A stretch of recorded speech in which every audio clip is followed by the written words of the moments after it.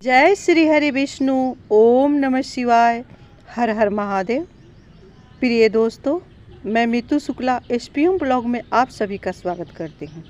आइए सुनते हैं सोमवती अमावस्या व्रत कथा, क्योंकि ये सोमवती अमावस्या कैसे प्रारंभ हुआ, इस सोमवती अमावस्या को सबसे पहले किसने किया, इस व्रत को करने से क्या प्राप्ति होती है, इस व्रत को रखने से कौन सी आपत्ति विपत्ति टल जाती है, तो बने रहिए मेरे साथ मेरे वीडियो में, क्योंकि बिना कथा का व्रत अधूरा माना जाता है। वहीं जो भी जातक हैं, जो भी भक्त हैं, सोमवती अमावस्या का व्रत रखे ना रखे, पीपल की परिक्रमा करे ना करे, क्योंकि कथा का बहुत महत्व है।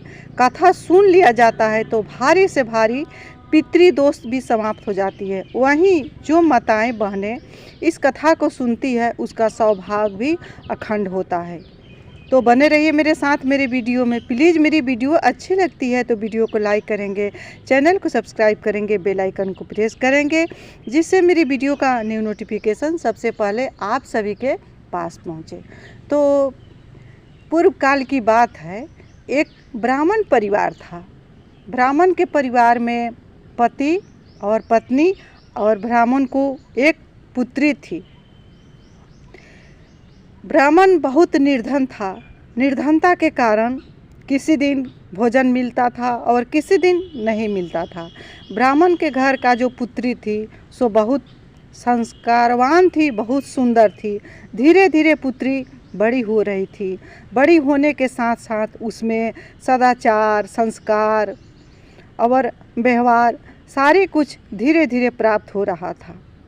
एक दिन ऐसा आया कि पुत्री विवाह के योग हो गई और उसका विवाह करने के लिए भी ब्राह्मण के पास धन नहीं था। ब्राह्मण काफ़ी दुखी रहता था कि मेरी लड़की का शादी कैसे होगा। अचानक एक दिन ब्राह्मण के द्वार पर एक साधु भगवान जी आए। साधु महात्मा ने बैठे तो ब्राह्मण का जी जो पुत्री थी सो साधु का बहुत सेवा की, बहुत आदर की।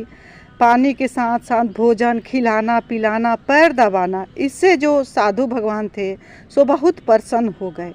ब्राह्मण की पुत्री का सेवा भाव से साधु महात्मा जी बहुत प्रसन्न हुए और ब्राह्मण की पुत्री को अमर होने का आशीर्वाद दिया, दीर्घायु होने का आशीर्वाद दिया।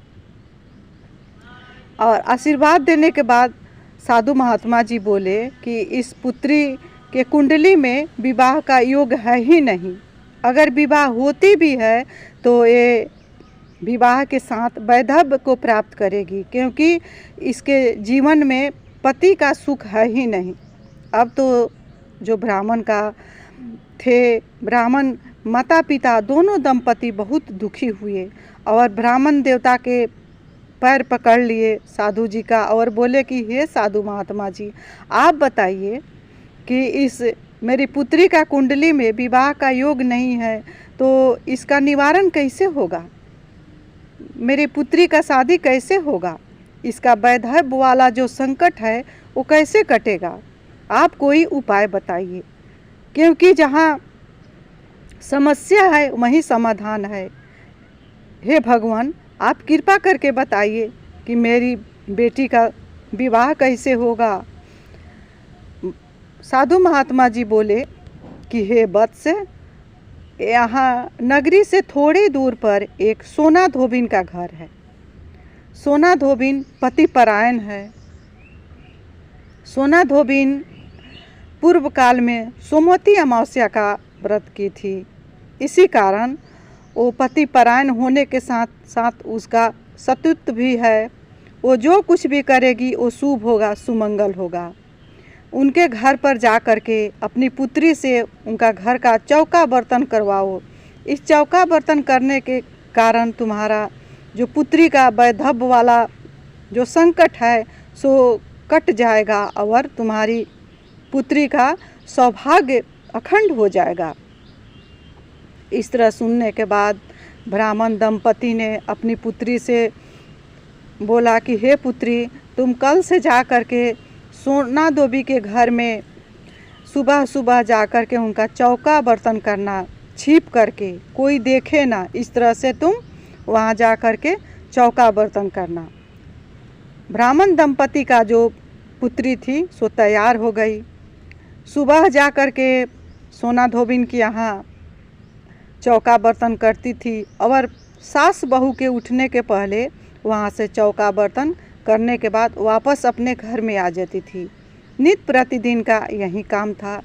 कुछ काल बीत गया। सोना धोबिन अपनी बहू से बोली, बहू तुम मेरी प्यारी बहू हो, संस्कारी बहू हो, क्योंकि मेरे उठने से पहले तुम सारे घर का काम कर लेती हो और मुझे पता भी नहीं चलता है। तब बहू ने सोना धोबिन से बोला कि माँ जी, मैं तो समझती हूँ कि आप ही घर के सारे कार्य को करती हो, क्योंकि मैं तो देर से सो करके जगती हूँ। तब सोना धोबिन ने बोली, तो पता नहीं ये काम कौन आकर के नित्य प्रतिदिन मेरे घर में झाड़ू पोंछा चौका बर्तन सफाई सुथरा करके जाता है। नित्य प्रतिदिन सोना धोबिन ने सुबह जल्दी उठ करके देखती थी, कोई नहीं दिखता था और घर का सारे साफ सफाई हो जाता था। कुछ काल बीतने के बाद 6 महीना बीता, 7 महीना बीता, साल भर बीत गया। सोना धोबिन ने सोची कि और मैं कुछ पहले उठ करके देखती हूँ कि कौन आकर के ये सारे काम करके घर का जाता है।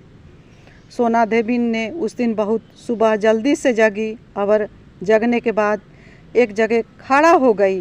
खड़ा होकर के देख रही है कि एक लड़की आई है और मुंह ढकी हुई है। घर का काम करके सारे सफाई करने के बाद वो अपने घर को जा रही है। जब वापस जा रही थी तभी सोना धोबिन ने उस बच्ची का हाथ पकड़ लिया और पकड़ने के बाद बोली कि तुम कौन हो? हे पुत्री, तुम अपना नाम बताओ। रोज़ आकर के तुम घर में क्यों झाड़ू पोंछा करती हो और मेरे घर का सारे कचरा को साफ करती हो? अपना परिचय दो। इतना कहते हुए सोना धोबिन ने उस पुत्री का पैर पर गिर पड़ी। तब पुत्री ने अपनी सारी बात बताई। साधु महात्मा के किए हुए जितना भी साधु महात्मा ने बताए थे कि सोना धोबिन के घर में जा कर के झाड़ू पोंछना करना, इससे तुम्हारा वैधव्य जो है सो नष्ट हो जाएगा। सारी बात सोना धोबिन ने सुनी और सुनने के बाद, क्योंकि सोना धोबिन घर से कहीं नहीं जाती थी, लेकिन पुत्री की सेवा भाव संस्कार से प्रसन्न होकर के सोना धोबिन ने तैयार हो गई।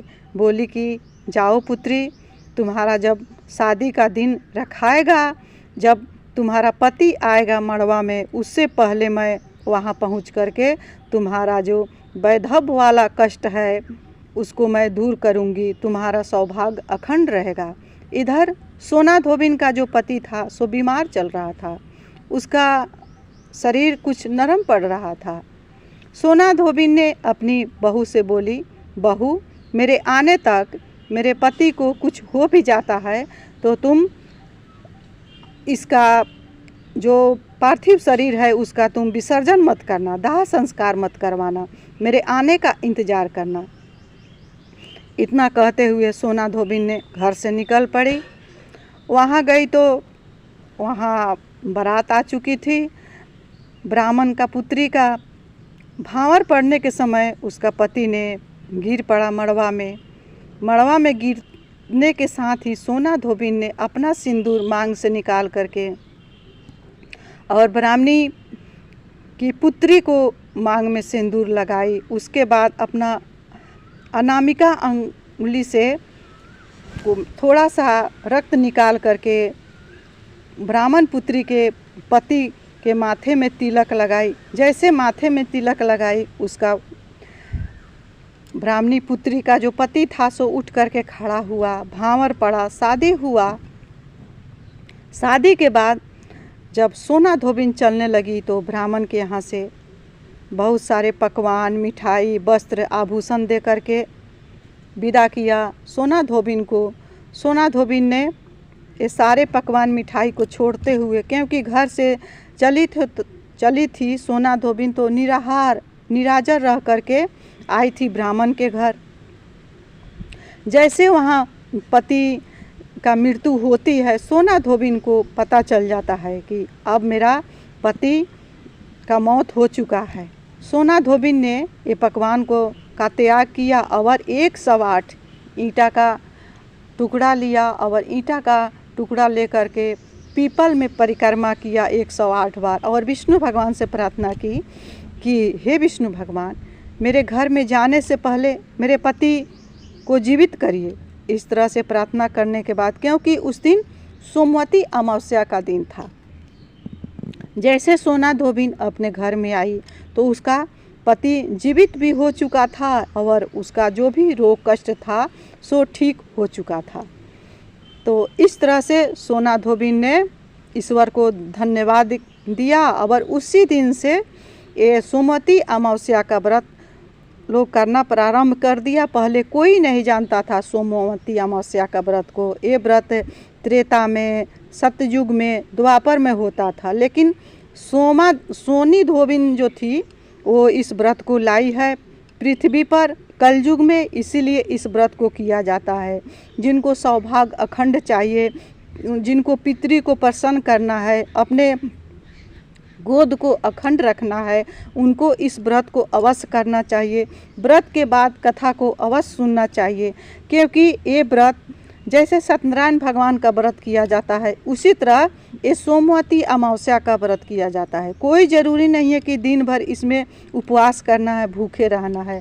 जब भी आप पीपल का परिक्रमा कर ले, विष्णु भगवान का पूजन कर ले, शिवलिंग का अभिषेक कर ले, उसके बाद आप भोजन कर सकते हैं। वहीं रात्रि के समय पीपल में अवश्य ही दीपक प्रज्वलित करना चाहिए, क्योंकि अगर 4 बत्ती वाला, 4 मुखी वाला अगर आटे का दीपक जला करके आप प्रज्वलित करते हैं तो आपको विष्णु भगवान के साथ साथ पितृ की भी कृपा प्राप्त होगी। तो प्रिय दोस्तों, इसी के साथ मैं अपने वाणी को विष्णु भगवान के चरणों में विराम दे रही हूँ। मिलती हूँ अगले वीडियो में, तब तक के लिए इतना ही। प्लीज़ मेरे वीडियो को लाइक करेंगे और अच्छे अच्छे कमेंट किया करेंगे। श्री शिवाय नमस्तुभ्यम। हर हर महादेव। जय श्री हरि।